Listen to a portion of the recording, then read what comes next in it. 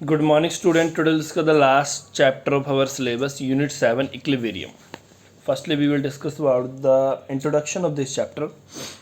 देखो बच्चों, इक्विलिब्रियम होता क्या है? टर्म इक्विलिब्रियम का मतलब होता है chemical equilibrium are important in numbers biological and environmental process. ठीक है. For example, equilibria involving O2 molecule and protein hemoglobin play a crucial role in transport and delivery of O2 from our lungs to our muscles. आपने transport of oxygen, transport of gases in our body पढ़ा होगा ना, उसमें आपने देखा होगा ना, एक तरफ कंसंट्रेशन ज़्यादा होता है, दूसरी तरफ कंसंट्रेशन कम होता है. मतलब ऑक्सीजन की कंसंट्रेशन, अगर ऑक्सीजन की कंसंट्रेशन सेल के बाहर ज़्यादा होगा और कार्बन डाइऑक्साइड की कंसंट्रेशन सेल के अंदर ज़्यादा होगा, तो क्या होगा? जो ज़्यादा वाला कंसंट्रेशन है वो कम वाले कंसंट्रेशन की तरफ मूव करेगा. मतलब कार्बन डाइऑक्साइड सेल से बाहर निकलेगा. देखो ध्यान से दोबारा. अब मान लो ये सेल है, ये इंट्रोडक्शन ही है बेटा, चैप्टर से कोई रिलेशन नहीं इसका. मान लो ये ऑक्सीजन है सेल के अंदर. सेल के अंदर इसका कंसंट्रेशन काफ़ी ज़्यादा है, सॉरी सेल के बाहर है ये, पर सेल के अंदर काफ़ी कम है. अगर सेल के अंदर काफ़ी कम है तो सेल के अंदर कुछ ना कुछ तो ज़्यादा होगा ना. ये अगर ऑक्सीजन है, ये कार्बन डाइऑक्साइड है. ठीक है. आपको पता ना, कोई भी चीज़ हायर से लोअर की तरफ मूव करता है. ठीक है. और ऑक्सीजन को जो ट्रांसपोर्ट करता है हमारी ब्लड्स करता है. हमारी ब्लड्स मान लो सेल के पास गई, और क्योंकि सेल के बाहर कंसंट्रेशन ऑक्सीजन का बहुत ज़्यादा, अंदर काफ़ी कम है, तो क्या करेगा? ये लोअर से हाई की तरफ मूव करेगा. और जिस टाइम ये लोअर से हाई की तरफ मूव करेगा, उसी टाइम कार्बन डाइऑक्साइड क्या करेगा? वो भी लोअर से हाई की तरफ मूव करता है. वैसे बेटा ये थोड़ा डिटेल प्रोसेस है, बट आपको ईजिली मैं यहाँ पे छोटा सा समझा रहा हूँ. ठीक है. और यही प्रोसेस ऑलवेज चलता रहता है. इससे क्या होता है? हमारी बॉडी में ऑक्सीजन कार्बन डाइऑक्साइड का लेवल जो होता है इक्विलिब्रियम में मेंटेन रहता है. मतलब जितना होना चाहिए उसमें मेंटेन रहता है. Okay. Similarly equilibria involving CO molecule and hemoglobin counter toxicity when a liquid evaporate in closed container. अगर याद रहो, कभी भी liquid evaporate होता है, कभी closed container, molecule with relatively high kinetic energy escape the liquid surface into vapor phase. मतलब क्या है कि जब भी लिक्विड एवेपोरेट होता है किसी क्लोज कंटेनर में, उसमें क्या होता है? Molecule with relatively high. अब देखो, कोई भी मॉलिक्यूल अगर मोशन में आता है ड्यू टू काइनेटिक एनर्जी, जितना ज़्यादा काइनेटिक एनर्जी उतनी ज़्यादा मोशन होगा. अगर ज़्यादा मोशन में आएगा तो क्या होगा? एस्केप होगा. एस्केप मतलब एक्सपैंड होना शुरू होगा, और वो क्या करेगा? लिक्विड सरफेस से वेपर फेज में कन्वर्ट होकर ऊपर की तरफ जाने लग पड़ेगा. And the number of molecule from the vapour phase strike the liquid surface and retain in liquid phase. ठीक है. और क्या होगा? मान लो क्लोज कंटेनर की मैं बात कर रहा हूँ, फिर वो जाके क्या करेगा? ऊपर कंटेनर के ऊपर वाले पोर्शन में जाके स्टिक हो जाएगा. फिर क्या होगा? वो फिर ध्यान से देखो, कंटेनर क्लोज है. जैसे ही कोई चीज़ वेपर यहाँ पे गया, वेपर बन के यहाँ ऊपर वेपर बन के आया, फिर वो कूल हुआ, फिर वो लिक्विड में आया. इसका मतलब क्या है? ये प्रोसेस चलता रहता है. लिक्विड वेपर में जाता है, वेपर से वो कूल होता है, दोबारा लिक्विड में आता है, लिक्विड वेपर में जाता है, फिर दोबारा लिक्विड आता है. मतलब क्या है कि इसमें लॉज ऑफ मैटर नहीं होता. अगर 1 लीटर दे के आप उसको हीट कर रहे हो तो वो 1 लीटर ही रहेगा. इसका मतलब क्या है? इक्विलिब्रियम हमेशा मेंटेन रहेगा. लिक्विड वेपर में भी जाएगा, लिक्विड भी बनेगा, लिक्विड वेपर में जाएगा, दोबारा लिक्विड बनेगा, और ये प्रोसेस चलता रहता है. ठीक है. It give rise to the constant vapor pressure because the equilibrium in which number of molecule leaving the liquid equal to the number of molecule retaining the liquid. इसका मतलब क्या है? जितना नंबर ऑफ मॉलिक्यूल क्या कर रहा है? Leave कर रहा है लिक्विड सरफेस को, उतना ही नंबर ऑफ मॉलिक्यूल क्या कर रहा है? क्लोज कंटेनर में वापस भी आ रहा है टाइम के साथ इक्विलिब्रियम में. वी से डैट द, इसका मतलब हम बोल देंगे कि इक्विलिब्रियम स्टेट. और एक एग्जांपल समझो, हम समटाइम क्या बोलते हैं कि रिएक्शन स्टॉप हो जाता है. तो आपको क्या लगता है? रिएक्शन स्टॉप हो जाता है? नहीं, रिएक्शन नहीं स्टॉप होता. वो क्या कर लेता है? इक्विलिब्रियम अटेन कर लेता है. अब मान लो हमने रिएक्शन किया, अब आपने समटाइम क्या लिखा होगा रिएक्शन में ना, इक्विलिब्रियम का साइन भी आपने नोट किया होगा, देखा होगा. ऐसा साइन याद हो तो आपको, ऐसा साइन आपने देखा होगा ना इक्विलिब्रियम का. ये साइन आपने मेनली काफ़ी जगह पे देखा होगा. तो इसका क्या मतलब होता है? इसका मतलब ये होता है बेटा, जितना रिएक्टेंट से प्रोडक्ट बन रहा है उतना ही प्रोडक्ट से रिएक्टेंट बन सकता है. मतलब ऐसे रिएक्शंस को क्या बोलते हैं? Reversible reaction. इस साइन का मतलब हम रिवर्सिबल साइन मानते हैं ना. रिएक्टेंट से प्रोडक्ट, इसका मतलब बेटा क्या होता है, हम तो मानने को रिवर्सिबल मानते हैं, बट एक्चुअल में क्या होता है, जितना देखो रिवर्सिबल का मतलब क्या हुआ कि रिएक्टेंट से प्रोडक्ट बन रहा है तो प्रोडक्ट से भी रिएक्टेंट बन जाएगा, ठीक है। इसका आप दूसरा मीनिंग ये समझो कि इसमें नंबर ऑफ मोल्स दोनों तरफ बराबर रहते हैं। देखो कैसे, इसका एक मतलब और है कि जितना रिएक्टेंट से प्रोडक्ट बन रहा है उतना ही प्रोडक्ट से रिएक्टेंट बन रहा है, ठीक है बेटा। और ये प्रोसेस चलते चलते एक टाइम ऐसा आता है ना रिएक्टेंट से प्रोडक्ट बनता है ना प्रोडक्ट से रिएक्टेंट बनता है, और रिएक्शन स्टॉप हो जाता है, और उस टाइप को हम बोलते हैं इक्विलिब्रियम, इक्विलिब्रियम ऑफ रिएक्शन, ठीक है, याद रखना। However this is not a static equilibrium. अब इक्विलिब्रियम में हमने स्टैटिक और डायनेमिक इक्विलिब्रियम पढ़ना है, स्टैटिक इक्विलिब्रियम नहीं होता। And therefore lot of activity at the boundary between the liquid and vapour, thus the equilibrium the rate of evaporation equal to the rate of condensation. इसका मतलब equilibrium का मतलब हम ऐसे कहते हैं जितना रेट ऑफ एवोपरेशन है उतना रेट है कंडेंसेशन। कंडेंसेशन का मतलब क्या है, जो वेपर बना, वेपर ठंडा होकर दोबारा लिक्विड बना, ठीक है। तो इसको हम बेटा इस तरह से लिख सकते हैं, ध्यान से देखो, लिख रहे हैं इसी तरह से, जितना वाटर जो लिक्विड है वो हीट होकर वेपर में कन्वर्ट हो रहा है, उतना ही वेपर क्या कर रहा है, दोबारा लिक्विड में कन्वर्ट हो रहा है, और ये प्रोसेस चलता रहता है, ठीक है।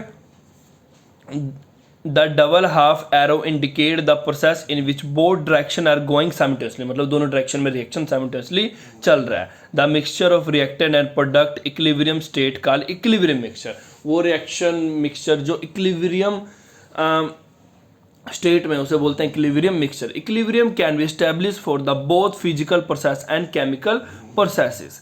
The reaction be fast or slow depending upon the experimental condition. Reaction slow होगा फास्ट होगा, पर वो डिपेंड किस पे करता है, experimental condition and the nature of reactant, किस टाइप का रिएक्टेंट है, कि वो जल्दी रिएक्ट करता है, स्लो रिएक्ट करता है, ठीक है बेटा। When the reactant in a close vessel at a particular temperature react with the product and react to give product, the concentration of reactant keep decreasing while the product keep increasing for the some time, ठीक है बेटा। इसका मतलब क्या बोल रहा है ये, जब भी रिएक्टेंट क्या करता है, रिएक्ट करता है, वो क्या करता है, प्रोडक्ट बनाना शुरू करता है। आप इस चीज़ को ध्यान समझो, जब भी रिएक्टेंट रिएक्ट करेगा वो प्रोडक्ट बनाएगा। इसका मतलब क्या होता है कि देखो रिएक्टेंट, अगर रिएक्टेंट रिएक्ट कर रहा है प्रोडक्ट बना रहा है, इसका मतलब क्या है कि टाइम के साथ रिएक्टेंट कम होता जा रहा है और प्रोडक्ट क्या हो रहा है, ज़्यादा होता जा रहा है। इसका ये मतलब हुआ ना कि जैसे जैसे रिएक्टेंट रिएक्ट कर रहा है, अब देखो आप इसको इजी लैंग्वेज से आप ऐसे ही समझ सकते हो कि आपने आटा गूना, रोटी बनाना शुरू किया, जैसे जैसे रोटी बनता जा रहा है और वो आटा क्या हो रहा है, ख़त्म होता जा रहा है। ये तो बेटा काफ़ी इजी ही एग्जांपल मिल गया आपको। तो इसका मतलब क्या है कि कंसंट्रेशन ऑफ रिएक्टेंट क्या होगा, वो कम होता जाएगा, और कंसंट्रेशन ऑफ प्रोडक्ट क्या हो जाएगा, रिएक्शन मिक्सचर में ज़्यादा होता जाएगा। और एक ऐसा टाइम आएगा जब रिएक्टेंट पूरी तरह खत्म हो जाएगा और प्रोडक्ट पूरी तरह से बन चुका होगा। उस टाइम हम क्या बोलेंगे, रिएक्टेंट की कंसंट्रेशन 0, प्रोडक्ट की कंसंट्रेशन 100%। बट कुछ ऐसे रिएक्शंस होते हैं जो रिवर्सिबल भी होते हैं, ठीक है। कुछ ऐसे रिएक्शंस होते हैं जो रिवर्सिबल होते हैं, जिनमें 0% रिएक्टेंट और 100% प्रोडक्ट बन जाए, फिर भी हम उसको वापस 0% प्रोडक्ट 100% रिएक्टेंट में कन्वर्ट कर सकते हैं। जैसे कि आइस को आपने कूल किया, वाटर को कूल किया, आइस में कन्वर्ट किया, और दोबारा आप आइस को मेल्ट करो, दोबारा वाटर में कन्वर्ट कर सकते हो, और वो भी क्वांटिटी में कोई चेंजेस नहीं आएगी। This stage of system is, अब देखो बेटा, while those product increasing for some time after which no change in concentration of either the reactant or product। अब एक तो मैंने ऊपर आपको समझाया था कि पूरा रिएक्टेंट खत्म हो जाए, प्रोडक्ट में कन्वर्ट हो जाए, बट इक्विलिब्रियम रिएक्शन में ऐसा नहीं होता। वो रिएक्टेंट तब तक कम होता जाता है और प्रोडक्ट में चेंज होता जाता है जब तक क्या ना हो, दोनों के बीच में इक्विलिब्रियम अटेन ना हो जाए। इसका मतलब आप ऐसे समझ सकते हो, आप सिंपल मीनिंग में ऐसे समझ सकते हो, मान लो 50% रिएक्टेंट रिएक्ट करके प्रोडक्ट बन चुका है, तो अगर मैंने बीच में एरो लगाया, इसका मतलब क्या है कि देखो रिएक्टेंट प्रोडक्ट बन चुका है, तो इसका मतलब प्रोडक्ट भी रिएक्टेंट, देखो अगर रिएक्टेंट प्रोडक्ट में कन्वर्ट हो रहा है तो इसका मतलब साथ साथ इक्विलिब्रियम रिएक्शन और प्रोडक्ट भी रिएक्टेंट में कन्वर्ट हो रहा होगा। एक ऐसा टाइम होगा कि 50% ये इसमें कन्वर्ट हो चुका होगा, 50% ये इसमें कन्वर्ट हो चुका होगा। तो इसका मतलब क्या है कि दोनों तरफ, अगर हम तराजू की एग्जाम्पल ले तो दोनों तरफ वेट बराबर होगा, मतलब कंसंट्रेशन 50-50% होगा। अगर दोनों तरफ कंसंट्रेशन 50-50% है बेटा, इसका मतलब क्या है कि ना रिएक्टेंट प्रोडक्ट में बदलेगा, ना प्रोडक्ट रिएक्टेंट में बदलेगा। दिस स्टेज ऑफ सिस्टम को बोलते हैं डायनेमिक इक्विलिब्रियम, ठीक है, याद रखना, इस स्टेज ऑफ सिस्टम को बोलते हैं dynamic equilibrium. And this rate of and अब देखो बेटा फॉरवर्ड रिएक्शन और बैकवर्ड रिएक्शन का मतलब क्या होता है, and the rate of forward reaction and rate of backward reaction is equal होगा, rate of forward reverse reaction become equal. ठीक है बेटा, अब देखो इसका मतलब है जितना रिएक्टेंट से प्रोडक्ट बनेगा उतना ही प्रोडक्ट से रिएक्टेंट बनेगा, इसका मतलब फॉरवर्ड और बैकवर्ड दोनों क्या हो जाएगा, इक्वल हो जाएगा। It is due to this dynamic equilibrium stage. अब डायनेमिक इक्विलिब्रियम स्टेज आपको पता लग गया, एक डायनेमिक पढ़ा हमने, ऊपर स्टैटिक भी बता दिया था मैंने आपको। ठीक है, it is due to the dynamic equilibrium state. अब देखो यहाँ पे एक छोटा सा क्वेश्चन आ सकता है, डिफरेंस बिटवीन डायनेमिक और स्टैटिक इक्विलिब्रियम। तो अब डिफरेंस 2 नंबर का अगर पूछा जाता है तो 2 या 3 में आ जाता है, इससे ज़्यादा नहीं आता ये। ठीक है, तो ये आपको पता होना चाहिए दोनों में क्या डिफरेंस है। It is due to the dynamic equilibrium state that is no change in concentration of various species in the reaction mixture based on the extent to which reaction proceed to reach the state of equilibrium. ठीक है बेटा, this is classification in the 3 groups. अब पहला देखो, the reactant that proceed nearly to the complication and only negligible concentration of reactant are left. In this cases it may not possible to direct detect this experiment. इसका मतलब क्या है कि अगर reactant react करके प्रोडक्ट बना रहा और नियरली मतलब कि 98-99% वो रिएक्टेंट रिएक्ट करके प्रोडक्ट में कन्वर्ट हो चुका है, तो ऐसे रिएक्शंस में इक्विलिब्रियम रिएक्शन को हम डिटेक्ट नहीं कर सकते, बिकॉज आप खुद सीधे से सुन लो कि ऐसा रिएक्शन इक्विलिब्रियम रिएक्शन है ही नहीं, मतलब ऐसा रिएक्शन रिवर्सिबल रिएक्शन है ही नहीं। The reaction that pursued nearly completion मतलब कि खत्म होने वाला है, 99 या 98% रिएक्ट करके प्रोडक्ट बन चुका है, ओनली नेग्लिजिबल कंसंट्रेशन बच चुका है, तो ऐसे रिएक्शन में हम नहीं बोल सकते हैं कि it may not be possible to detect this experimentally, तो हम इनको एक्सपेरिमेंटल के साथ डिटेक्ट नहीं कर सकते हैं। ठीक है बेटा, और ऐसे रिएक्शन इरिवर्सिबल होते हैं, ये तो देख के पता लग रहा है। ठीक है, the reactant in which only small amount of product are form and the most of reactant remain unchange at the equilibrium. और ऐसे रिएक्टेंट जिनमें काफ़ी कम अमाउंट ऑफ प्रोडक्ट, मतलब कुछ ऐसा रिएक्टेंट हो, मतलब कि रिएक्टेंट ने रिएक्ट किया पर थोड़ा सा ही प्रोडक्ट बनाया उसने। अब इक्विलिब्रियम का मतलब हम ये समझ सकते हैं कि बैकवर्ड और फॉरवर्ड में कंसंट्रेशन बराबर होना चाहिए, एक तो ये, और दूसरा दोनों की ऑलमोस्ट अप्रोक्सीमेटली इक्वल होना चाहिए रिएक्टेंट और प्रोडक्ट। बट अगर ऐसा ना हो, ठीक है बेटा, ऐसे मतलब सेकंड कंडीशन में क्या बोल रहा है कि अगर प्रोडक्ट ही थोड़ा बने, ठीक है, और बाकी रिएक्टेंट अनचेंज ना हो। अब इसके नेक्स्ट देखो, तीसरा क्या है, the reactant in which concentration of reactant and product are comparable when the system is equilibrium. Comparable, अगर क्या बोल रहे हैं, रिएक्टेंट और प्रोडक्ट के कंसंट्रेशन को हम कंपेयर कर सके when the system is equilibrium. ठीक है, इक्विलिब्रियम का मतलब तो आपको पता ही है, नियरली इक्वल मान सकते हो आप। ठीक है, ठीक है बेटा, ये इसके थे क्लासिफाइड इन 3 ग्रुप्स। एक में रिएक्टेंट ने पूरा रिएक्ट कर लिया, एक में रिएक्टेंट ने थोड़ा रिएक्ट किया, एक में हम उनको कंपेयर कर सकते हैं। ये इनके 3 ग्रुप्स हैं।